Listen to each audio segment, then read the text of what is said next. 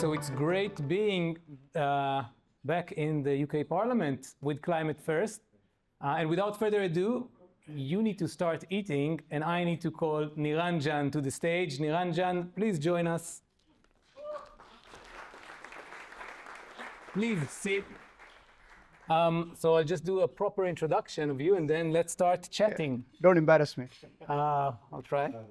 So Niranjan is the global head of investment for the M&G Catalyst Fund, and is based in London. The Catalyst Fund manages $6 billion in committed capital and invest in world-leading technology and life sciences companies that create positive impact for society and our planet. Niranjan has successfully executed transactions in diverse sectors like life science, deep tech, clean energy, enterprise software, fintech, credit, microfinance, aircraft leasing, music royalties, among others. He's also representing M&G in the board and investment committees of a number of the portfolio companies. Niranjan, thank you for coming. Very kind of you, thank you. Thank you for your willingness to share your insights with us. And thank you for doing it while all the others are eating and we are not. Yeah, certainly. That was not in the terms and conditions when we agreed to this. Exactly. So let me start by diving straight into talking about the Catalyst Fund. So I had the privilege of working with M&G before on different deals, different early stage investments I invested in and M&G supported later on. I know the immense value that you guys can bring to a company. But maybe share a little bit about the Catalyst focus and why do you guys doing that? Great. I mean, perhaps I take a step back. Oh, I thought this was working. I'm sorry. Perhaps I take a step back and talk a little bit about M&G first, and that gives context about why we care about this sector and why we invest in this sector very actively. I mean, what we are is effectively representing about 5 million customers and about 800 institutions, and we manage about $340 billion on behalf, or 340 billion sterling on behalf of these people. And we're effectively supporting these people's journey towards retirement. So an average person who is saving with M&G is probably looking to retire 15 or 20 years from now. So if you take that context and think about the world we live in today, and imagine what people and their lives will be like 15 or 20 years from now, you can understand why we are so interested in the work that we do in Catalyst. So Catalyst is a $6 billion fund.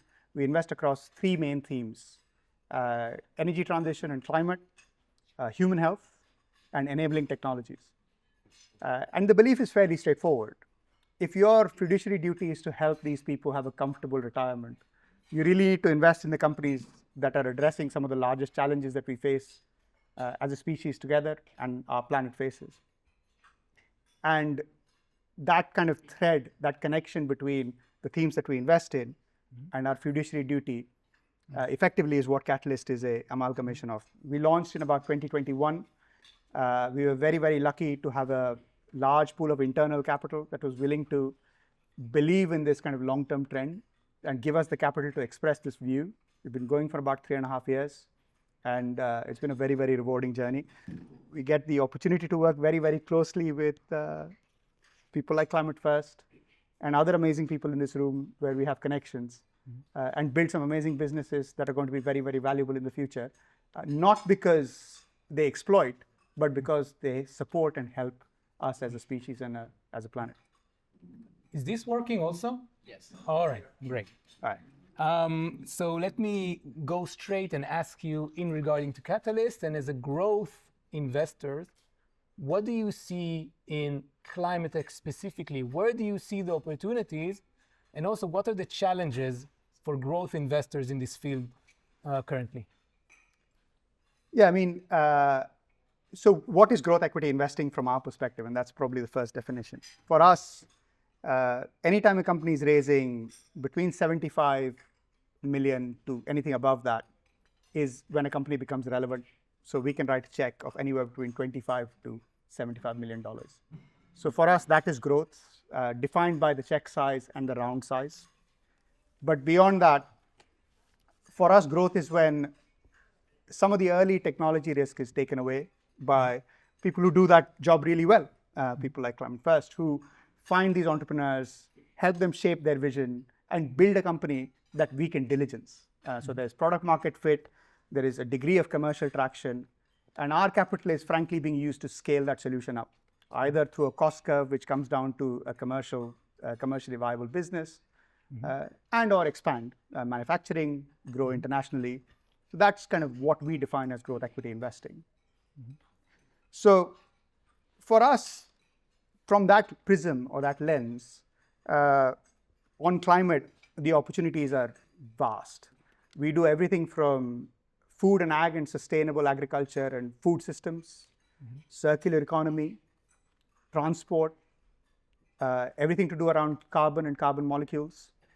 So it's the entire ecosystem that will allow us to live a more sustainable and a more efficient life on this planet. Is effectively covered. But I mean, I'm a late stage investor. I almost depend on you, Guy, to give me all the good ideas, and I just ride off the glory. Are you keen to hear what you think are the important themes in climate, where you're seeing emerging companies? Because what you do effectively feeds us. So first of all, I think that what you're saying is exactly right, and I think this is part of what we're doing right here, right? It's that synergy, it's that relationship that we're creating between early stage investors and growth investors. I think that, first of all, what drives me, I'm coming from before I was investor, I was entrepreneur. I love building things that make a difference, and I feel that, we don't need to tell anyone here that the world is changing, the world is getting warmer. Last year was the hottest year in recorded history, and this is something that we need to change. And luckily for us as a technologist, it's solvable using technology. And luckily for us as financial investors, it's also going to be worth a lot of money because massive amount of industries are going to change. And as you said, it's going to happen everywhere, in industry, in transportation, energy, etc. Now, I think that the massive opportunity that we're seeing here today is going to be driven by regulation. Obviously, companies will have to change, but mostly because corporates want to change. And that's a great driver because they want to lead the 21st century economy. But also there's other drivers that are pushing this change, right? The world is changing, it's deglobalizing.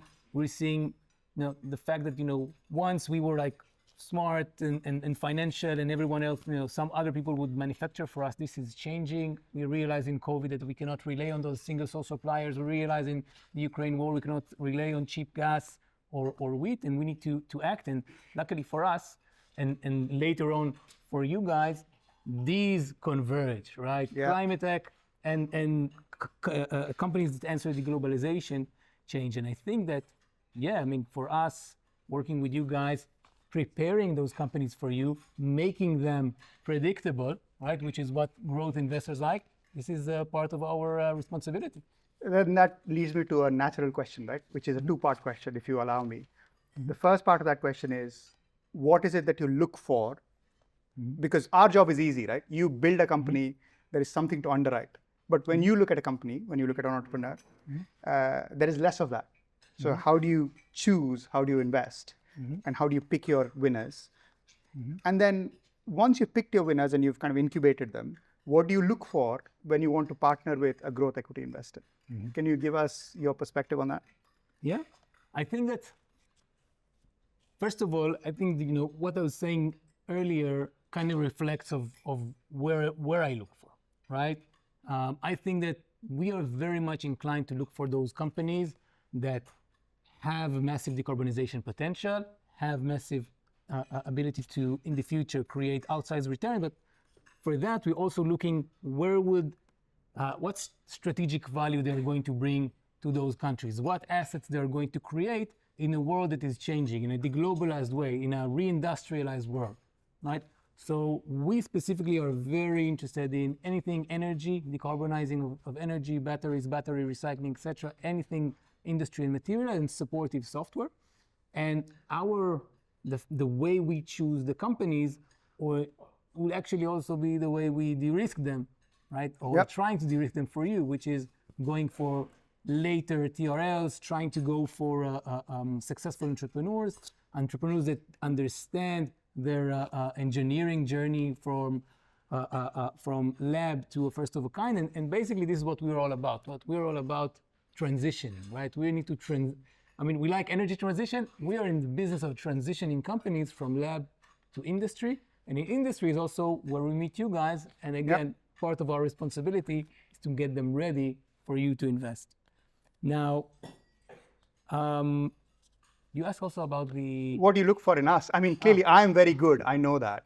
Yeah. But other than me, when you look at our competitors, Yeah. how do you eliminate them over me is the All question. right. So I think that what's most important for us is this relationship. It's transparency. We need to understand what you guys are looking for, and we need to understand your needs for investment for us to better prepare those companies.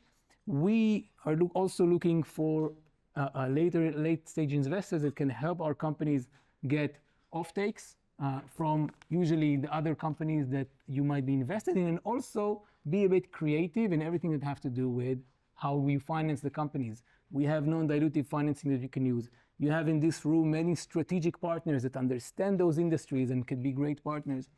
And in everything that has to do with finance, we could be creative together. We can help you find the best ways to de-risk.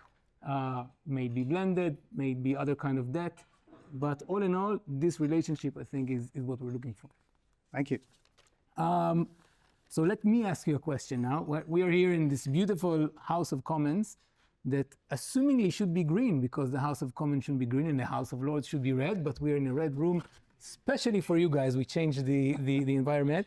I want to ask you about the UK. I want to ask you about Europe. Where are we in this transition, specifically in this island and continent? It's a loaded question. It's an interesting question. We were sitting next to our colleague from the European Development and Reconstruction and Development Bank as well, EBRD, and we were discussing this. So my perspective on this, for what it's worth, is that Europe, and I'm including UK in Europe, so please forgive me if that goes against your beliefs, but I'll continue to do so. So Europe generally, I think, has some natural strengths. It's a magnet for talent, and by talent I mean young talent who wants to come to Europe and study. It's the home of some of the best academic institutions in the world, and research is well funded across Europe. And so if you get the combination of great academic institutions, some of the brightest minds in the world, and a culture where research and development is supported, that will result in some outstanding solutions that get developed, especially when increasingly you're getting mission-driven founders, the younger generation that I see today, and the entrepreneurs that kind of you incubate. I think one of the common characteristics is that they want purpose in their life. They want to do something meaningful. And Europe has a culture of harboring that spirit, which I think is quite unique. And so as an investor, I feel very optimistic that some of the companies that we're building in Europe are potentially world leading. Where the challenge is from my perspective at least, is that scale up capital. So when we have to compete with a US company doing the same thing, that company can raise $500 million, $600 million at the drop of a hat, while a similar European company struggling today is anywhere around 100. And the missing piece is institutions coming in and writing that big check, showing conviction, and willing to back that kind of scale up that is required, that allows this company to prove whether they can actually deliver that solution at the right cost and be relevant to their industrial partner or to an end customer. That's the real difference. Where I'm optimistic though, is the fact that gatherings like this, where you have large institutions and large pools of capital, coming together and saying, okay, we can't be left behind here. And it's not about being left behind. It's more about, let's collectively apply ourselves and find a solution, because these problems are shared. And as we solve these problems, there is an economic prize to be had for everyone. So I feel very optimistic about Europe, especially within the climate sphere. And if the other thing that Europe needs to get right, in my opinion, is regulation and the politics around investing in climate. Luckily, we are slightly more aligned than the US, but that needs to stay strong. We need to continue, collectively to make sure that all our lobbying efforts or efforts to influence policy continue to progress at pace, because it's very easy to get complacent on that front and assume that Europe has got the joke. Things can change very quickly, as we know.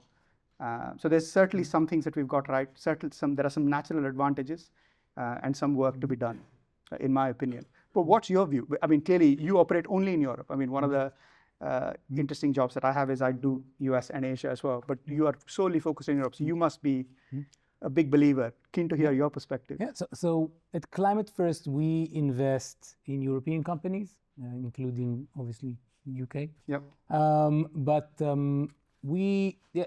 Europe has a problem with innovation, or used to have a problem with innovation, and everyone is talking about it with the report that came out, etc. GDP here is lower than in the US, investment is lower in the US, but we actually see this as an opportunity, because it's a tipping point for change, right? And what we see, again, in the bottom up, right, is great founders that want to do exciting things, most of them already experienced, great academic institutions around Europe that are developing the technologies that we need in order to create those companies, and they're ready and they're coming, TRL 4, 5, 6. We're seeing great corporates that want to work, and most of all, we see a lot of non-dilutive capital that is coming to early stage. In the US, you have a lot of non-dilutive capital for late stage, but for us, it's a great place to build those companies, and we have great conviction that Europe could be a leading place and could be a breathing place for a lot of these technologies that are then either going to be spread across the world or being cultivated in Europe with the help of that regulation that you mentioned before. And I think there is this notion that the US innovates, China imitate, and the EU, the Europe regulate. Maybe here it's okay, but again, going to regulation, where do you see regulation going here? Because it's also for your kind of investment, this transparency and predictability is something that is very important. Spot on. I think one of the things that we look for is, any investor will look for, and this is not just relevant to us, is stability of regulation, predictability of regulatory outcomes, and consistency in policy making. I think Europe is going through an interesting phase at the moment. In the UK, I thought I would never say this, but the UK is now relatively stable after the last few years, and the agenda from the current government is very clear. That certainly helps us make decisions. But what Europe has been consistent about is the climate agenda. They have always backed it. There has been a consistency in approach. There is always room for improvement.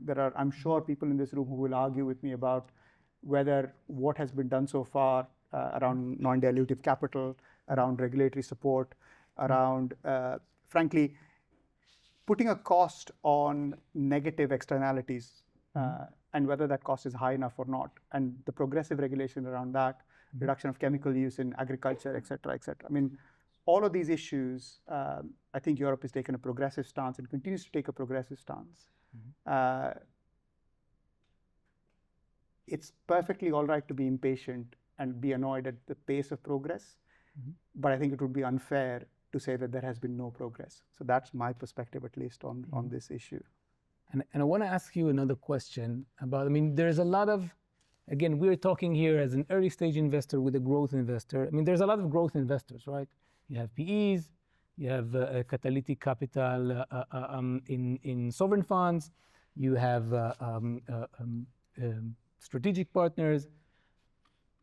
What is the role of pension funds in this place, right? Where are you guys different? And again, maybe with that long-term thinking that enables Catalyst. I think from our perspective, we represent a lot of pension fund capital and manage money on behalf of lots of pensioners who are saving for retirement and or decumulating. But let's focus on the people who are trying to accumulate towards retirement. If you think about, put climate aside, even if you're a non-believer in climate, I think in this room, chances are you would not be invited. But if you kind of go back to basic economics, your job is to maximize the value of that retirement pot. so that when you're decumulating in your retirement, your pot is sufficient to allow you to live a comfortable life. If you think about how to achieve it, you have to invest in the industry of the future. You have to invest in the companies that are going to be valuable over 15, 20, 30 years. If you apply that lens, you cannot not invest in climate resilience. You cannot not invest in technologies that reduce carbon. You cannot not invest in any company that is making the world more sustainable. So to me, it's an imperative. Now, are there challenges? Hundreds of challenges. They start with people's attitude towards climate investing. When you go to trustees who manage money on behalf of pensioners, they say, we've seen this before. There is no value creation. We've seen this boom and bust before. And we don't believe it's different this time.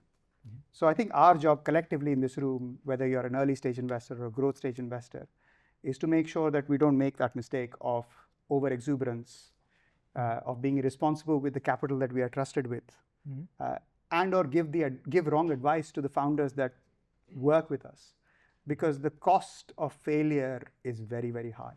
And it's a collective cost to us, but it's a cost that will be borne by our children. So maybe I have 2 young children, so I get sentimental slightly when I talk about this subject, but it's non-trivial.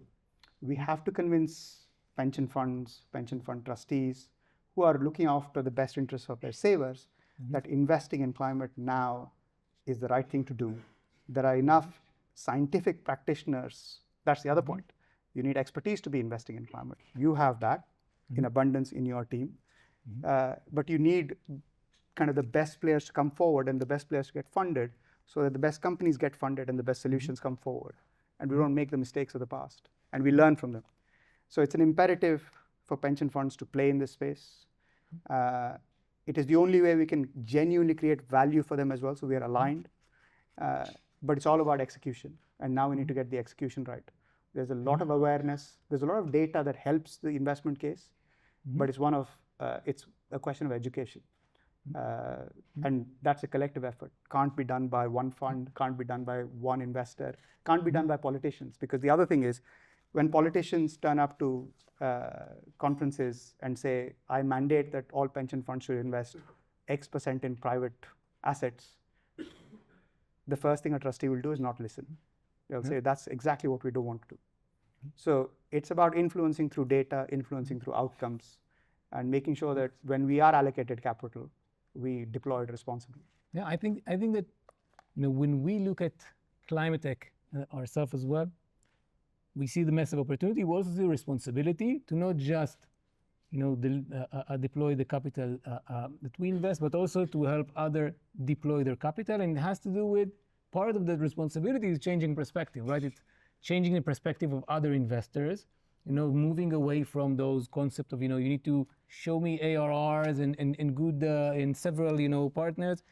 Investors need to understand science. Investors need to understand manufacturing. Investor needs to understand that there's a different life cycle. And also, part of what we're doing is, again, this responsibility to deliver it to entrepreneurs we work with, right? It's about unit economics. It's about understanding how you can become profitable, how you create and source your supply chain. Where do you find those non-dilutives? This is what you need to look for, right? And if we'll succeed, and the people in this room, the world might be different. And it leads me to the last question of where do you see it going? How is the world going to look in 20 years? Is it going to be massively changed with these technologies? Is it going to be different? Is it going to be the same? No, it can't be the same. I think we all agree that it can't be the same. The question is, where will value accrue? And will value accrue to existing industrial houses that accumulate technology and get better? Or will value accrue to independent businesses that we start today? So are we building the next Google today in the climate space? Are we building the next Facebook today in the climate space? Or are we just making BASF slightly better, or are we making Siemens slightly better? Or that's a debate that you and I we've had before. And my hope and expectation is genuinely that we are building the Googles and the Facebooks and the Amazons of the climate space today, rather than hopefully delivering incremental solutions that make Siemens a little better, or nothing against Siemens, by the way, or Schneider, or any of those guys. But my real hope and expectation is that we build big businesses who start thinking from first principles and who are changing the way we do things. Because incremental change will always be resisted within these large organizations. You just need paradigm shifts sometimes to actually deliver the change that you need at the pace at which you need it, and frankly at the scale at which you need it. We've seen it in EVs and what Tesla was able to do, and now you're seeing others follow. Clearly, the last couple of years have been challenging, but the fact that Tesla was able to do it meant that there was a paradigm shift, and we just need to see more of that. And my hope and expectation is that collectively we build those companies that change the way we think about this space, and the change is not incremental. The change is much more significant than that. That is the only hope we have of achieving some of the more ambitious goals that we have around UN sustainability goals, around Paris targets. It has to be done scientifically, has to be done methodically, and has to be done quickly. What do you think? I fully agree. I think that, as I said, that's why we like each other. We agree with each other. as I said earlier, I think the world is changing. It's different than what it was in the last 50 years. It's going to become much different than what it was. And that creates challenges, but it also creates opportunities. And I believe that now is the time where the new Dow and the new BASFs and the new Volkswagens are going to be formed. And again, Tesla, as you said, it's just a tiny example of a niche, specific product. But I believe that we're going to see a different future. We're going to see great technologies that are better, faster, more efficient, reliable, create this resiliency that we all need. And yes, they're also greener, and that's great for the economy, and it's great for the planet. Yeah, this is what we're here for. Niranjan, thank you so much Thank you for coming.